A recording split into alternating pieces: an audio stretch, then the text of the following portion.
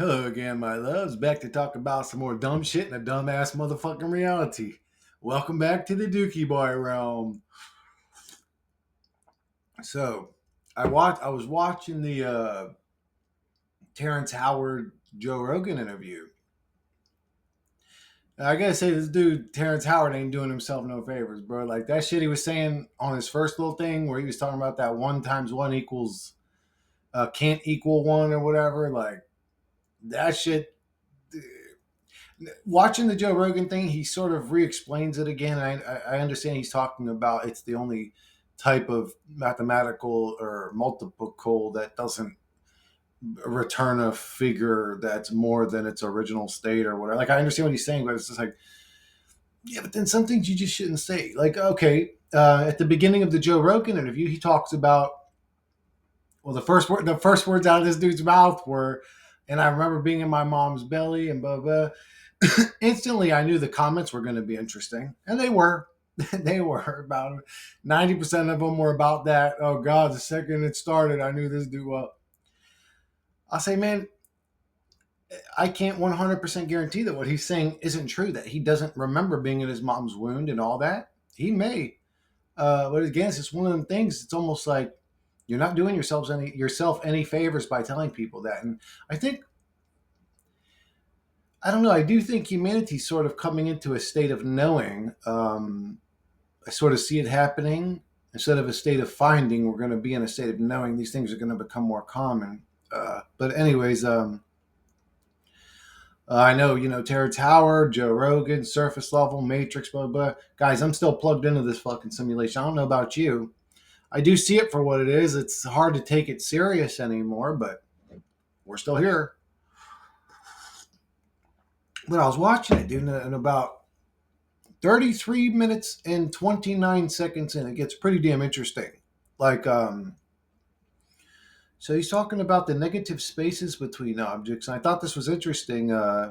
He also believes, like, I think, what's his name? I think theory hypothesis is into this type of shit. Like, the opposing force to electricity is magnetism. I think he says the same thing, but that's what Terrence Howard was saying, that gravity isn't real.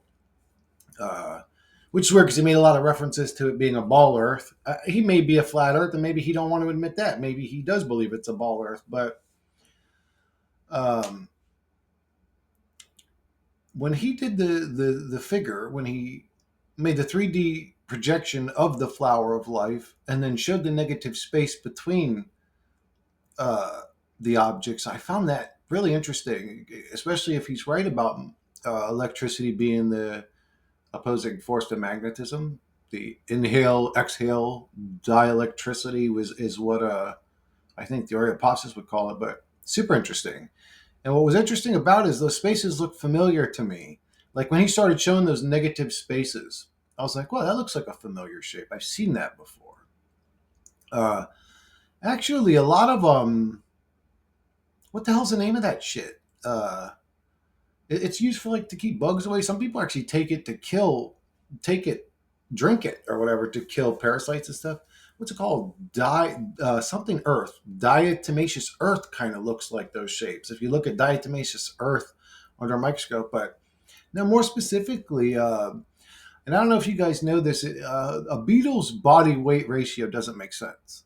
It's not something commonly talked about. I think it's pretty commonly known in the conspiracy communities, but a beetle's body weight ratio does not make sense if you're talking about the type of creature that should be able to take flight. Like if you're playing one of these, there's a lot of these physics games now where you have to build certain machines to get through certain obstacle courses, stuff like Besieged is one of these games. It's a really good game. That's actually a fun game, Besieged. But if you built the beetle in that game, it would not fly. Like its body physically does not make sense. It goes against the laws of physics. Its wings aren't big enough to carry that big old chunky booty boy. You got a big old, you got a big old chunky booty boy up there. It's like what's its name? The elephant, the one that flies. It's like, dude, you're an elephant with little fucking wings. How the fuck you Dumbo the elephant in that name? Dumbo. Oh, it's funny. Maybe that they're making fun of us. Look, this fat elephant can fly with these wings. Maybe they're pointing out the fact that we don't notice shit like this, like the fact that the beetle can fly with those wings. Some people do notice things like this. Um, what you also know about it, if you looked into it a little deeper, is that those wings sort of create a anti-gravity effect. That's why the beetle can hover with those wings, because there's something on the underside surface of those wings, creating the opposite of gravity effect. You could say it's creating the opposite effect of gravity, so it's lifting the beetle up. Anti-gravity. If you look at a beetle's wing under a microscope, look at the shape of the wings, the surface of its under wing, and then look at those negative shapes that Terrence Howard was talking about, they look very, very fucking similar. So to create, I think Terrence Howard is talking about anti-gravity. I don't know if he knows it yet, but he's on the way there. Anti-gravity is to create the negative space between things. Um, so it was making sense to me. I mean, I was super stoned watching it, and I was like, "Whoa, this all makes sense." But I will say that it was super fascinating, super interesting. But now, if you figured out what is the space that the ether takes up and created the opposite shape of that, so the negative shape of that, that shape would float upwards, wouldn't it? I mean, I would think. I don't know much about electric magnetism or electromagnetism or dielectric energy. Like, I'm not one of them dudes. Um, I mean, I wish I was. Like, I watch it sort of hoping to absorb it, but my brain's just like, yeah, this shit's whack. Like, my brain chooses what it's going to learn and remember. I don't get to choose it.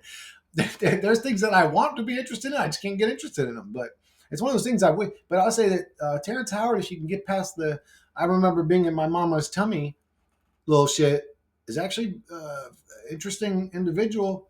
Uh, the dude's definitely intelligent. I did watch the whole thing. I watched the whole interview. It was like 3 hours and 8 minutes and 59 fucking seconds. I watched the whole thing. It was actually interesting.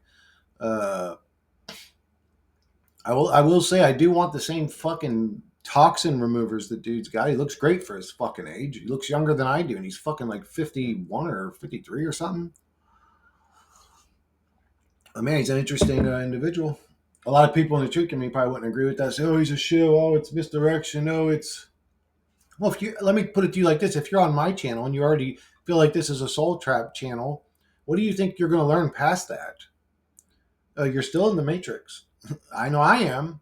I see it different now, but I'm still in it. I'm still in the matrix. I can't do anything about that. But uh, so what we're going to need is people that have 3D printers that learn these shapes, get good at it. Eventually, they're going to find someone. Okay, what we really just need is someone to take a beetle wing, look at it under a microscope, replicate that shape into a larger object, and this object should be able to float, or you could say if it was a 10-pound piece of plastic shaped like that, you could put it on a scale and it might weigh 2 pounds because of the lightning effect of the shape that creates the anti-gravity effect by having the shape of the negative to create the opposing force to magnetism or electricity. If that makes sense. Maybe I'm not making sense. I don't know. It seemed like it made sense when I watched it, but it was interesting. I would definitely check that one out, guys. And I also wanted you guys to listen to these three beats real quick for me and let me know which one you guys think is decent. One sec. Or actually, guys, scratch that. I'll just put a link to the three beats in the description and listen to them if you guys are into that. I'm gonna end up making a song somewhere along the line. Like, keep telling my buddy every time I see him, Joe, I was like, I'm gonna remind you. I almost feel like a false promise guy at this point, but I'm eventually gonna make one. I don't know why I haven't gotten around to it. But let me know which one you guys like, and I'll catch you guys on the next one.